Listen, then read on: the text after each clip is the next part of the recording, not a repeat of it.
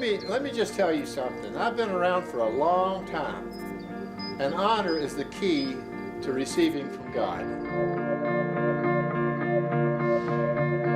I've honored my boss and have experienced reward at my workplace. I honor, therefore I am honored.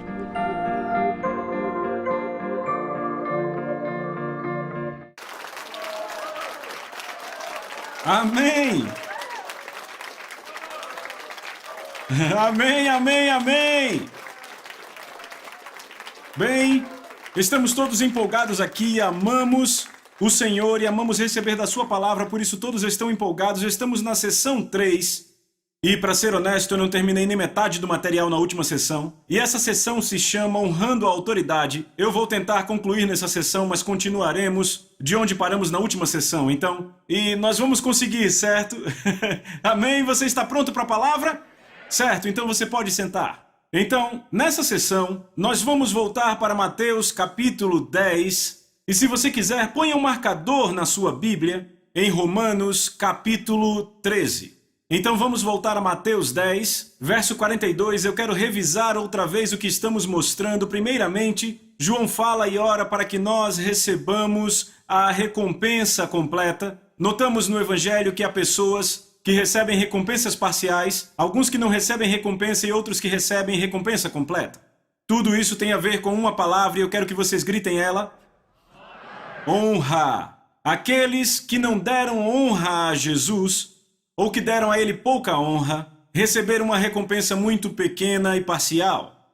Aqueles que deram a ele honra abundante, receberam recompensa completa, e os que não deram nenhuma honra, ficaram sem recompensa. Temos o exemplo em Nazaré. Jesus foi lá e a Bíblia diz que ele não pôde fazer obras poderosas. Por quê? Porque retiveram a honra dele. Então ele só pôde impor as mãos em algumas pessoas adoentadas e foram curadas. Olhos cegos não se abriram, não houve nenhuma cura maior. Talvez alguma dor nas costas curada, talvez algumas artrites ou dores de cabeça. Na casa onde ele pregou para os mestres e fariseus, o poder de Deus estava ali para curar, e nenhum deles foi curado porque o desonraram. E então vemos o centurião romano que honrou Jesus, a grande recompensa. A Cirofenícia, a mulher grega que honrou Jesus e recebeu a recompensa completa. Amamos isso. Vemos a mulher que derramou o óleo do vaso de alabastro, 1 ano de salário. E os discípulos a criticaram duramente, mas Jesus, ao invés disso, ele a honrou porque ela o honrou. Jesus então declarou: na verdade eu devo voltar um pouco. Vamos então para 1 Samuel capítulo 2, verso 30, e aqui encontramos o princípio da honra. Repita, princípio da honra. Deus diz: aqueles que me honram, eu honrarei.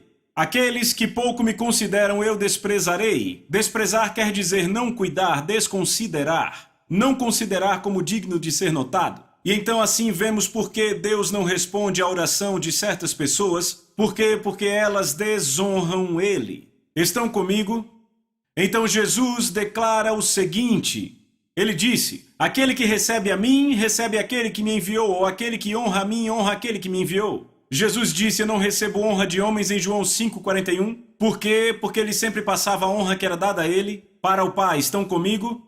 Jesus era a conexão do céu na terra. A forma das pessoas honrarem o Pai era honrando Jesus. Então Jesus faz uma declaração no Evangelho de Lucas, capítulo 13, verso 35. O que ele diz? Ele diz: eu estou indo embora, vocês não mais me verão, até que digam àquele que eu enviei, bendito é o que vem em nome do Senhor. Em outras palavras, eu estou indo embora, não me verão de novo, até que honrem aquele que eu envio em meu nome. Estão pegando isso? E então chegamos no Evangelho de Mateus, capítulo 10, e é onde nós estamos. Porque esse princípio é verdade, porque em João 13 e 20 ele diz: aquele que recebe ou honra a quem eu enviar, recebe ou honra a mim. Aquele que recebe ou honra a mim, recebe ou honra o Pai que me enviou. Então, quando recebemos alguém que Deus enviou a nós, estamos então honrando Jesus e honrando o Pai. E então o que o Pai diz: aqueles que me honram eu honrarei. Por isso, há pessoas que têm recompensa completa quando honram Jesus. Então temos os que recebem recompensa parcial por reterem a honra, os que não recebem nenhuma recompensa por desonrarem, porque estão desonrando o Pai e por isso não são considerados por Ele. Entendem isso?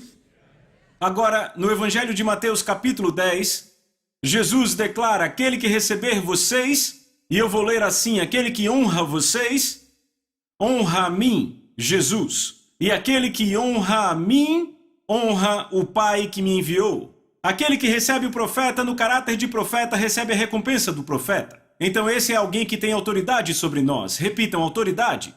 Aquele que recebe o justo no caráter do justo, receberá a recompensa do justo. Esses são nossos pares. Repitam, nossos pares. Honrar nossos pares traz recompensa. E quem dera beber ainda que um copo de água fria a um desses pequeninos, por ser meu discípulo, em verdade vos digo que de modo algum perderá a sua recompensa. Essas são as pessoas debaixo da nossa autoridade, confiadas a nós. Quem as honrar não perderá de modo nenhum sua recompensa. Então Jesus lida com os 3 níveis de pessoas, com quem sempre temos contato, as acima de nós em autoridade, os nossos pares e as abaixo de nós. Honrar cada um desses níveis trará uma garantida recompensa. Então eu trouxe para vocês várias passagens. Então é hora de passarmos para exemplos práticos. Eu tenho certos amigos que eu conheço pessoalmente. Quando eu penso nesses amigos, o primeiro que vem à minha mente é um homem chamado T.L. Osborne. Então T.L. e Daisy Osborne são 2 dos meus heróis na fé. Na década de 1980, Lisa e eu quase fomos trabalhar com os Osborne. Eles nos ofereceram emprego. Mais tarde, todos nós percebemos que não era vontade de Deus, embora estimássemos muito um ao outro. Mas já naquela época, T.L. e Daisy tinham levado milhões de pessoas a Deus. Na verdade, me disseram que foram 63 milhões de pessoas que ganharam para o Senhor Jesus Cristo. Isso não foi feito pela televisão. Foi feito nas suas enormes cruzadas, a maioria na África e Índia. E as suas cruzadas tinham entre 15 mil e 500 mil pessoas. Agora, nas suas cruzadas, ouçam com atenção, centenas de ouvidos surdos eram abertos em toda a cruzada. Escamas em olhos cegos caíam completamente. Em toda a cruzada. Pessoas que não podiam andar, andavam em suas cruzadas. Certo? Os tumores nas pessoas se dissolviam e desapareciam. Pessoas que tinham pernas talvez desse tamanho, talvez com um pé nessa altura e a outra perna assim, aquilo crescia nas cruzadas. Eu lembro de um dos milagres que os Osborne contaram para mim e para Lisa, que realmente me impactou. Eu me lembro que recentemente eu contactei apenas para confirmar o que a minha memória lembrava e ele disse que era verdade. Mas a Daisy nos contou que eles estavam fazendo uma cruzada na África e entre os encontros, uma mãe veio até a Daisy e tinha um bebê morto nos braços. O bebê estava coberto com tecidos, o seu rosto coberto, e a mãe disse: "Esse é o meu bebezinho morto. Você oraria por ele para ele viver?" Daisy pegou o bebê nos braços e começou a fazer uma oração bem simples. Depois de alguns momentos de oração, ela ouviu tosses e espirros embaixo do lençol. Ela abriu o lençol do bebê, olhou para o bebê. Lá estava o bebê vivo e ela cobriu o bebê de volta. Entregou de volta à mãe. Quando a mãe, tirou o lençol do rosto do bebê, a mãe ficou elétrica de tão empolgada. Ela começou a gritar de empolgação e Daisy ficou confusa. Ela pensou, por que a mãe ficou tão empolgada depois de abrir o lençol?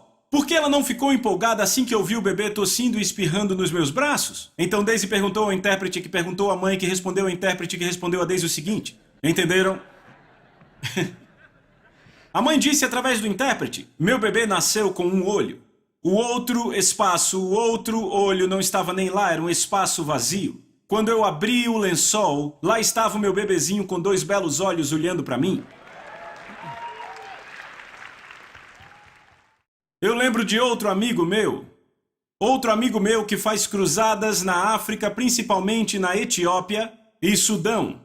O público das suas cruzadas varia de 15 mil a 300 mil pessoas. Nas suas cruzadas ele vê centenas de surdos curados. Ele vê vários cegos enxergarem, vários aleijados andarem instantaneamente. Não a última vez que eu o vi, mas a vez anterior a essa, eu estava sozinho com ele no escritório e ele disse para mim, John, nesse último encontro eu tenho que te contar, havia um cara chamado Homem Macaco. Todos conheciam o Homem Macaco. Ele disse ele era tão cheio de demônios que ele vivia nas árvores totalmente nu. Ok, não conseguiam domá-lo, não conseguiam mantê-lo vestido, então um grupo de homens o agarraram e o acorrentaram, literalmente acorrentaram, e o trouxeram à minha cruzada. Ele disse, eu nem sabia disso. Ele disse, enquanto eu estava pregando, eu vejo esse homem voando no ar a 2,5 metros de altura. E ele caiu. Ele disse, eu pensei que o cara tinha morrido. E ele disse, mas no dia seguinte ele estava na minha plataforma, testemunhando, vestido com um belo terno, como Deus o tinha curado.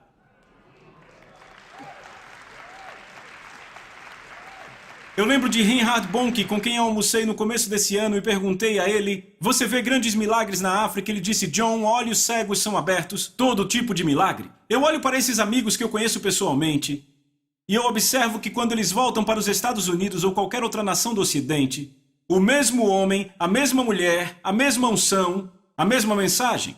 Algumas dores de cabeça são curadas, talvez uma artrite, talvez uma dor nas costas.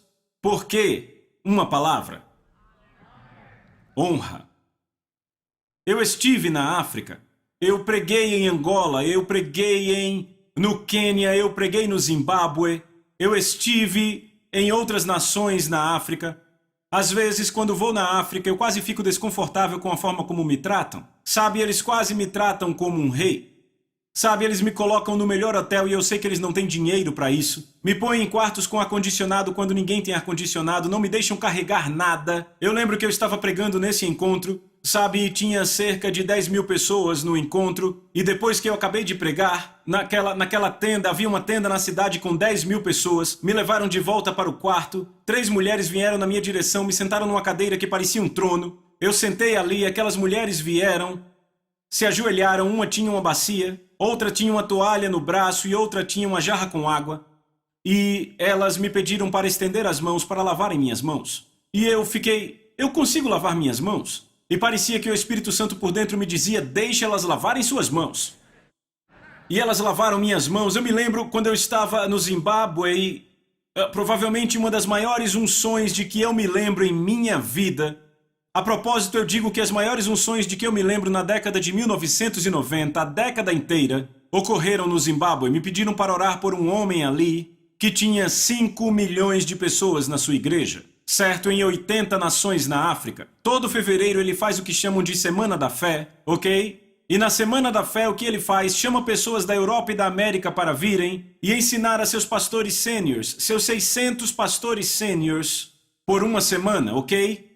E ele não permite nenhum pastor auxiliar, apenas pastores sêniors, ok? E eu fui convidado a participar de uma dessas semanas na década de 90. E eu me lembro que a unção era tão forte que eu achei que eu ia sair da minha pele. Eu preguei como um homem de outro mundo, ok?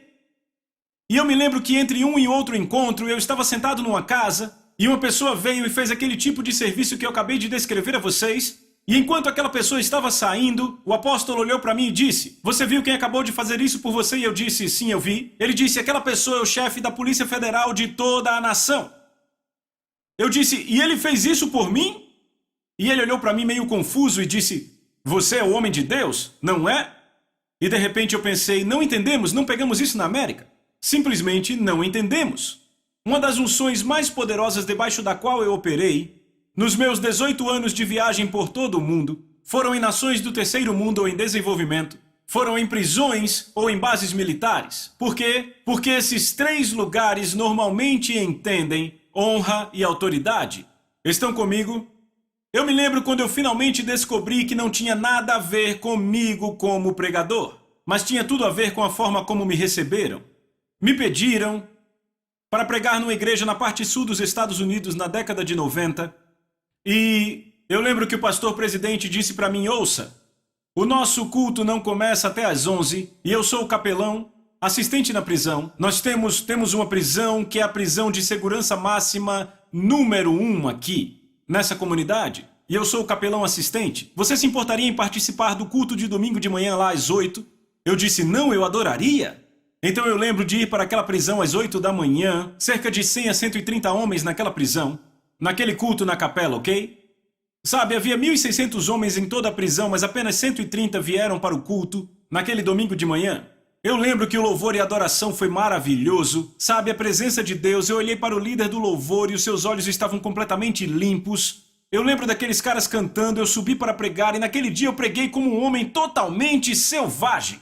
Sabe, eu quase saí do meu corpo, eu fiquei pregando ali realmente de uma forma selvagem, correndo de um lado para o outro, naquela plataforma ali na prisão e, sabem, enlouquecendo e aqueles caras ali em pé. Isso, sabe? E eles gritavam enquanto eu pregava. Então pela próxima hora e meia o Espírito Santo se moveu ali que você não acredita. Os caras ficando cheios do Espírito Santo, caras curados, outros chamados para o ministério, todos pelo chão chorando e gritando. Ok? Sabe, o líder do louvor, eu cheguei pra ele e perguntei: por quanto tempo você vai ficar aqui? Ele olhou pra mim direto nos olhos e disse: eu cumpro 3 prisões perpétuas, senhor. E eu... ok, esse cara matou pessoas. E ainda assim seus olhos estavam limpos como eu não vejo muitas pessoas na igreja. Então, meu assistente que estava viajando comigo, meu assistente de viagem, sobe na plataforma chorando, ok? E ele disse, se eu vivesse nessa comunidade, essa seria minha igreja local. O lugar veio abaixo. Então, o pastor, eu e meu assistente voltamos para o carro, voltando para a igreja, estávamos em stand-by, fora de área ou temporariamente desligado, ok? A gente poderia ir voando para aquela igreja. Estávamos, rapaz, hoje foi demais e eu acredito que o culto vai ser ainda melhor porque a glória daquela prisão vai invadir a igreja. Eu entrei naquela igreja, o culto das 11, eu mal consegui pregar. Eu mal consegui falar, a unção estava retida. Eu não conseguia pregar. Lembra que ele não pôde fazer obras poderosas? Eu não conseguia pregar. Eu fiquei tão triste com aquelas pessoas. Quando eu terminei, 90% estavam no altar.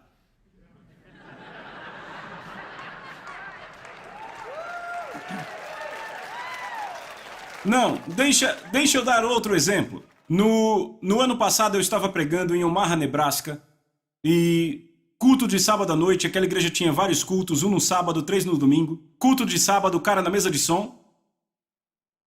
Lá estava o líder do louvor da prisão que tinha 3 prisões perpétuas. Não, espere. Eu olhei para ele e disse, o que você está fazendo aqui? Como saiu? Você tinha 3 prisões perpétuas sem condicional. Ele disse, mudaram as leis, fizeram umas coisas e eu saí. E ele disse, é aqui onde está meu ministério. E ele disse, você não lembra da palavra que me entregou? Lembra quando o Espírito de Deus estava se movendo ali? Eu disse, não lembro não. Ele disse, eu trago amanhã de manhã. E ele me mostrou o papel no outro dia. Foi o que eu falei, lembra dos caras todos caídos no chão? Eu disse, ouça, o Senhor me mostra que Ele está te preparando para o ministério fora da prisão e dentro da prisão. Eu me alegro que eu não sabia das prisões perpétuas, senão eu nunca teria entregue esta palavra. Mas aqui está Ele agora cumprindo seu ministério fora daquela prisão. É maravilhoso, entendem isso? Deixa eu mostrar a vocês. Sim, aplauda Jesus, é isso mesmo.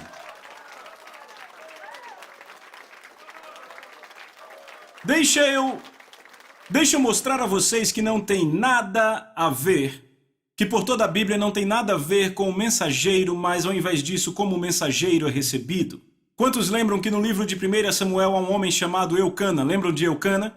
Eucana tinha 2 esposas, Ana e Penina. Graças a Deus não fazemos isso hoje. Ok? Eu sou homem de uma mulher, obrigado. Mas então, ele tinha 2 esposas, Eucana tinha 2 esposas, Ana e Penina. Então, Penina era uma máquina de bebês. Ela tinha um bebê ano após ano, após ano, após ano. Ana era estéril, não tinha filhos. E naquele tempo, lembre que a forma de mostrar que você amava o marido era ter vários filhos, principalmente meninos, certo? Graças a Deus que Jesus nos libertou disso hoje, amém? Certo. Mas então, era assim que viam naquele tempo. Vamos lá. Ano após ano, eles iam para o lugar onde ficava o tabernáculo. E Penina tinha outro bebê para apresentar ao Senhor, certo? Enquanto isso, Ana era estéril. Seu útero era fechado, ok? Não pode ter filhos. E para piorar tudo, Penina tinha garras. Olhava para Ana e dizia, onde está seu amor, querida? Vamos, onde está o amor por nosso marido? Onde está o filho? Mostre seu filho, garota. Veja meus filhos. Eu trouxe mais um para apresentar ao Senhor. E onde está o seu, hã? Você não ama seu marido? Então Ana pensa, já deu.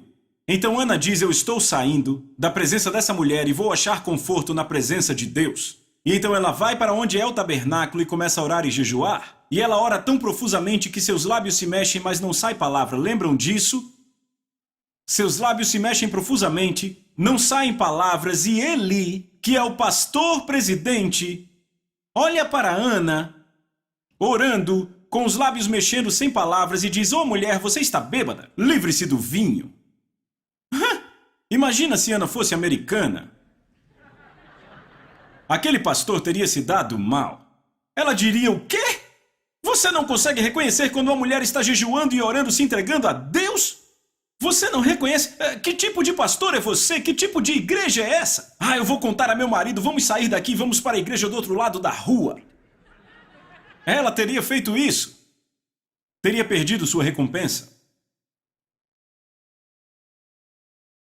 Mas ela não fez isso. Ela olhou para Eli e ela disse, não, meu senhor, S minúsculo, vem a honra que ela deu a ele. Ela disse, não, meu senhor, a sua serva não está bêbada. Eu estou abrindo meu coração a Deus em petição. Eli olha para ela e diz, segue o teu caminho e que o Deus de Israel dê o que você pede. ela vai e dentro de 1 ano ela tem o bebê Samuel que traz avivamento para toda Israel. Agora ouçam. Aquilo pelo que ela orou por anos não foi respondido até que esse sacerdote perdido e insensível, que a propósito Deus disse que não haveria perdão nem para ele nem para sua casa para sempre. Agora posso dizer algo? Isso é algo que você nunca vai querer que Deus fale sobre você. Sem perdão para você ou para sua casa para sempre. Mas foi exatamente o que Deus disse sobre Eli. Sem perdão para você ou sua casa para sempre. Então Deus usa esse sacerdote fanfarrão e sem perdão para liberar a recompensa para a qual ela creu por anos. Porque ela honrou o homem que sem cerimônias insultou a ela. E porque ela o honrou quando ele a insultou, ela teve recompensa completa e toda a nação foi avivada. Eu quero que você vá comigo, por favor, na sua Bíblia, para Romanos capítulo 13. E deixa eu dizer isso antes de continuar a discutir a recompensa de um profeta ou líder. Precisamos primeiro falar da importância ou valor de uma autoridade. Uma vez que essa verdade é estabelecida em nosso coração, podemos sinceramente e efetivamente honrar aqueles que estão sobre nós. Ouviram o que eu disse? Certo? É muito importante entendermos a autoridade para que nós, possamos sinceramente e efetivamente honrar, porque a honra começa no coração. Você pode sair por aí e dizer, líder, eu realmente te respeito e por dentro você está... Você não está honrando porque a verdadeira honra vem do coração e ela aparece em todo lugar. Certo? Então vamos falar de novo do significado de honra. Vamos revisar, quer dizer valorizar. Ver como algo que tem peso, que é precioso. Se o objeto da nossa honra é uma pessoa em autoridade, isso também carrega o significado de respeito e até mesmo reverência. O dicionário Webster's, a versão 1828, e se você não tem uma versão 1828 do Webster's, faça um favor a si mesmo, vá na internet e compre um para você. O Webster's define, porque esse é o Webster's original. Ele define honra como reverenciar, respeitar, tratar com deferência e submissão e realizar obras relativas a isso. Então vemos além disso que a submissão à autoridade é um aspecto da verdadeira honra. Dizer que honramos, mas nos recusarmos a nos submetermos é enganar a nós mesmos. Preciso dizer de novo? Dizer que honramos, mas nos recusarmos à submissão à autoridade é nos enganarmos. Honrar a autoridade é se submeter à autoridade. Desonrar a autoridade é não se submeter a ela. Falamos do oficial romano que claramente entendia isso. Então, existem 4 divisões de autoridade. Eu quero falar sobre isso. Se olharmos em Romanos capítulo 13, versos 1 e 2, eu quero que leiam comigo, ok?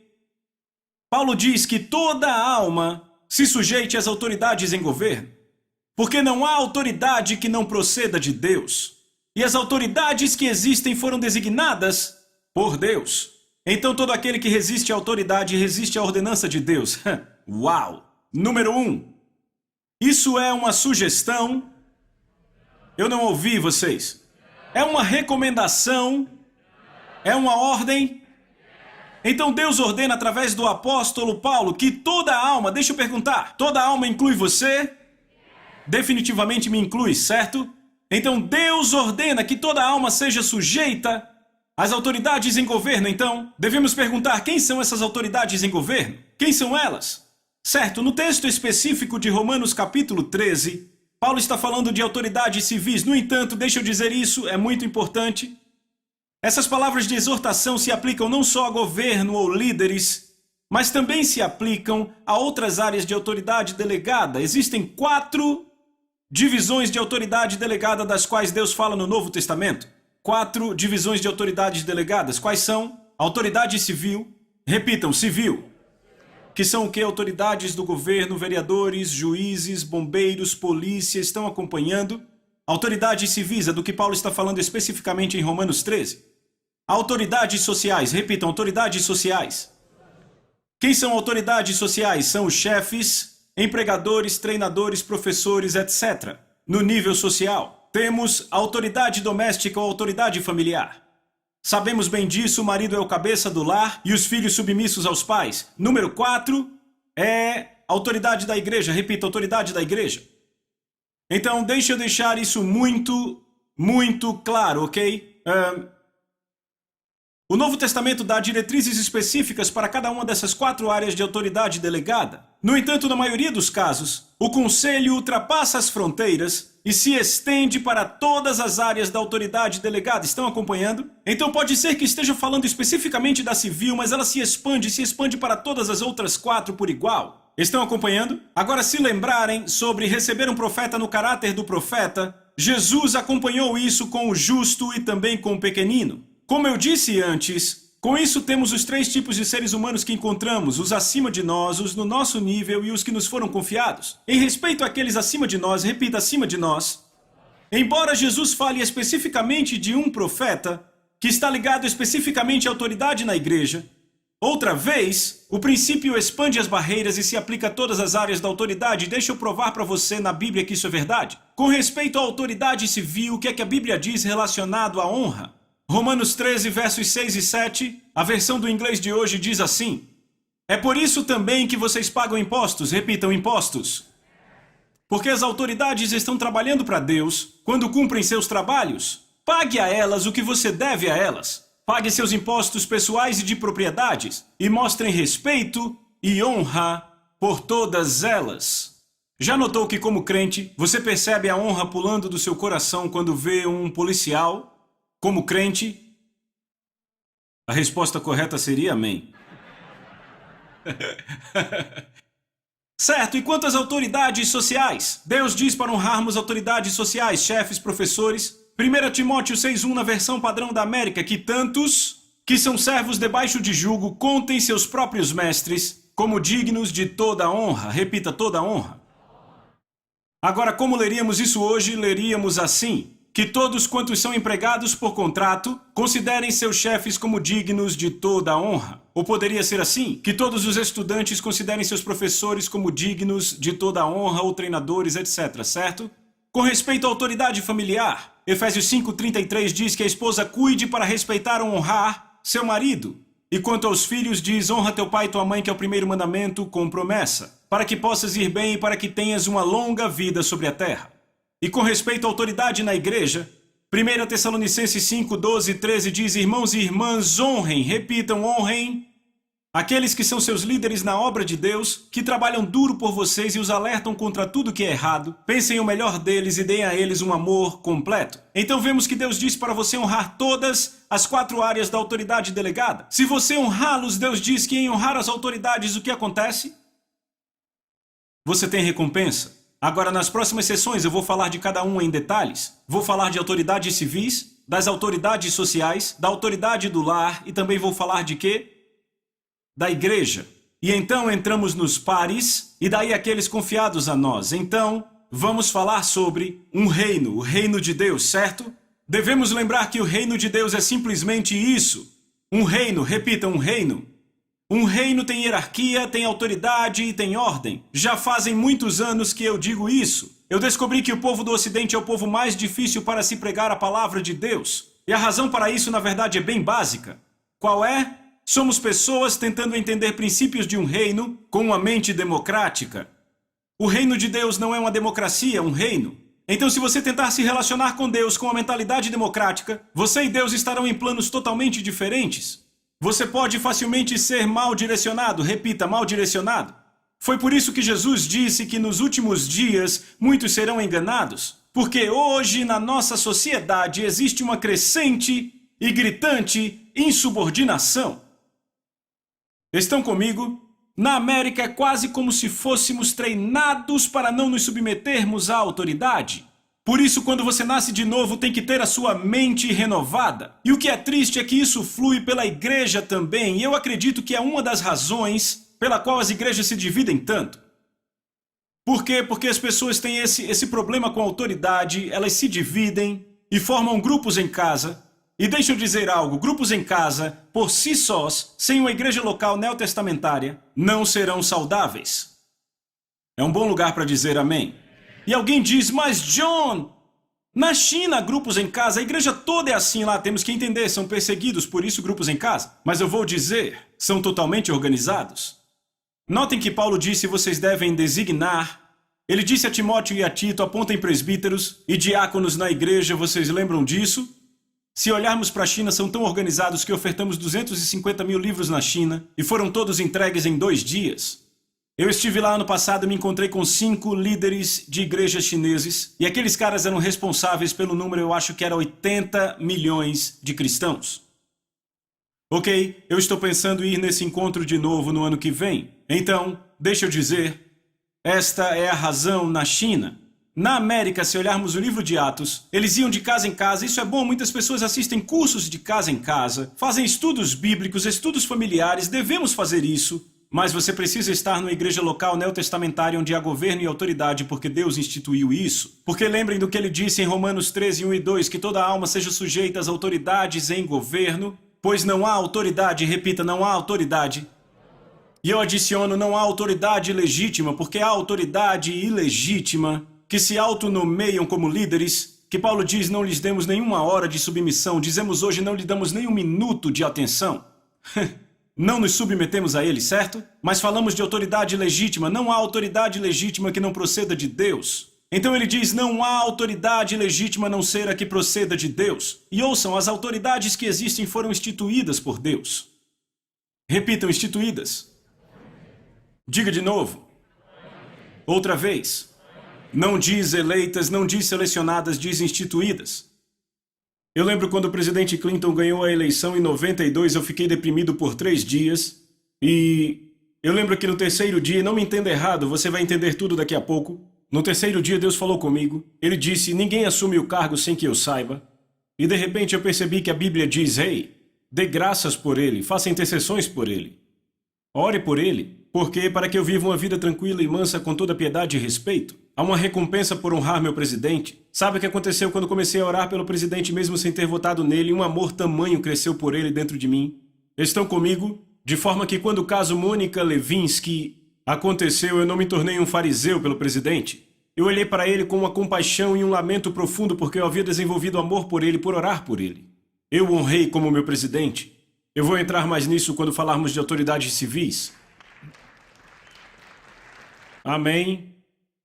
Autoridades não são eleitas, não são selecionadas, são instituídas por Deus. Veja que a palavra instituída lá em Romanos 13 vem da palavra grega tasso, T-A-S-S-O, e a definição dela é atribuir, ordenar ou definir. De forma alguma, ela se aplica em uma definição com opções, é uma indicação direta. Estão vendo isso? Agora, deixa eu dizer isso. Toda vez que eu começo a falar sobre isso, eu tenho crentes vindo até mim e eles dizem para mim, John, como você pode dizer que toda autoridade é de Deus? Bem, primeiramente eu não disse isso, a Bíblia disse. Agora, ou você vai ler o que você crê ou vai crer no que lê. E tem muita gente que gosta de ler o que crê, e é por isso que o engano chega em suas vidas. Quando eu fui salvo, a minha igreja, deixa eu dizer, a minha igreja, dizia 656 contradições na Bíblia. Dizia que nem dava para provar que Jesus ressuscitou na Bíblia. Então, quando eu fui salvo, eu disse, eu vou crer no que eu ler. Quer eu entenda ou não, quantos sabem que isso é o temor do Senhor e o temor do Senhor é o princípio do entendimento? Então, se a minha Bíblia diz que toda autoridade foi instituída por Deus, eu acredito. E quando as pessoas vêm para mim e dizem, mas John, há autoridades que são cruéis, maldosas. Sabe o que eu digo a elas? Eu olho para elas e digo, sim, a Bíblia diz que toda autoridade é de Deus. Mas ela não diz que toda autoridade é guiada por Deus. Deixa eu dar exemplos. Você vai ver na Bíblia que Deus diz, eu te levantei, Faraó. Você vê no livro de Êxodo e no livro de Romanos, 2 lugares. Deus levantou Faraó. Mas Faraó não era um líder de Deus. Longe disso. Se olharmos Nabucodonosor, Deus disse sobre ele, na verdade eu tenho a referência, vou passar para vocês. Nabucodonosor, Deus diz em Jeremias 43:10 que Nabucodonosor era meu servo, e então Deus diz, fui eu que levantei o seu trono. Em Jeremias, ouçam, Nabucodonosor foi tão desobediente a Deus que por 1 ano inteiro ele comeu capim como um boi selvagem, ele viveu com os animais, Ele foi molhado pelo orvalho do céu até que seu cabelo cresceu como penas de águia e suas unhas como garras de aves. Estão comigo? Mas Deus o chama de meu servo. Agora deixa eu compartilhar algo com vocês para não sairmos do equilíbrio. Eu vou falar disso de novo para ter certeza que vocês entendem. A Bíblia ensina honra incondicional e submissão às autoridades. Ela não ensina obediência incondicional às autoridades. Um bom exemplo disso é Nabucodonosor. Lembram que Nabucodonosor fez uma estátua de ouro? Lembram disso? Ele disse, toda vez que a música tocar, o que vocês fazem? Vocês se curvam. E vocês adoram essa estátua, correto? Estão acompanhando? Bem, isso viola o segundo mandamento. A única vez em que Deus diz para não obedecer uma autoridade é a única vez, repita, a única vez, é quando a autoridade te diz para desobedecer a esse livro. Estão comigo? É quando não obedecemos a uma autoridade, mas nosso coração ainda está submisso e ainda honramos como autoridade. Bem, então isso violava o segundo mandamento, e quando a música tocou, Sadraque, Mesaque e Abdenego não se curvaram, e quando o rei ouviu sobre isso, ele ficou furioso. Sadraque, Mesaque e Abdenego foram levados ao rei Nabucodonosor, e ele estava com muita raiva. Sadraque, Mesaque e Abdenego olharam para ele e disseram, Vossa Alteza, 2 vezes na Nova Tradução Viva, não podemos e não iremos obedecer o seu comando para pecarmos. Agora notaram que eles dizem Vossa Alteza? Dizer Vossa Alteza para ele era tratá-lo com a maior deferência, honra e respeito. Ainda estavam submissos à posição de autoridade dele, mas não obedeceram à sua ordem para pecarem. Como resultado, foram lançados na fornalha de fogo, quantos lembram? E sabe o que aconteceu naquela fornalha? As cordas se queimaram e eles andaram com o Filho de Deus. Bem, Nabucodonosor disse como um filho de Deus, eu acredito que era um anjo enorme. Então Nabucodonosor mandou tirá-los e quando tiraram eles nem tinham cheiro de fogo, estavam limpos, mas as suas amarras foram queimadas pelo fogo. O quão impressionante é isso? E então sabe o que a Bíblia diz? Estão prontos? Diz em Daniel capítulo 3, verso 30, Então o rei promoveu Sadraque, Mesaque e Abdenego na província da Babilônia. Veja, eles não obedeceram o comando para pecar, mas eles o honraram. Ele era um rei piedoso, não comendo capim como um boi e criando ídolos. Mas eles o honraram, e o que aconteceu? Receberam a recompensa completa, foram promovidos. Isso pode não acontecer com o seu chefe e você ser promovido, eu vou falar disso, das autoridades civis e sociais. Mas vocês estão tendo o entendimento de que Deus é aquele que estabelece autoridades? Deixa eu terminar dizendo isso. Se você realmente é nascido de novo, então você já conhece a Deus, e se você o conhece, você conhece a autoridade dele, porque Deus e a sua autoridade são inseparáveis. Me mostre alguém que não respeita a autoridade, que não honra a autoridade, e eu te mostrarei alguém que realmente não nasceu de novo. Você diz, John, como você sabe? Jesus disse que se conhece pelos frutos. Qualquer um que não tem respeito pela autoridade, que não honra a autoridade, é alguém que não nasceu de novo. Veja Davi teve um líder muito mau, que a propósito Deus pôs sobre ele, mas Davi o honrou, mesmo depois de Deus julgar Saul, Davi o honrou. E quer ouvir sobre a recompensa de Davi?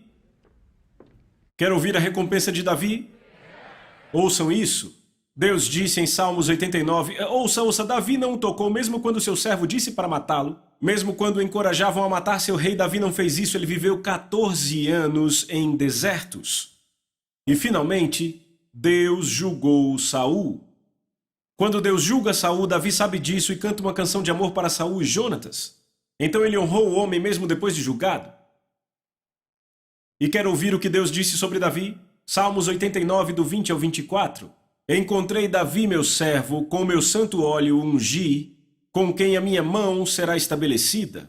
Também o meu braço fortalecerá. O inimigo jamais o surpreenderá, nem há de afligir o filho da adversidade. Eu esmagarei diante dele seus adversários e ferirei os que o odeiam. Mas a minha fidelidade e a minha misericórdia serão com ele. Uma vez jurei pela minha santidade, eu não mentirei para Davi. A sua posteridade vai durar para sempre e o seu trono como o sol perante mim. Ele será estabelecido para sempre como a lua e fiel como a testemunha no céu. Eu diria que essa é uma recompensa muito boa.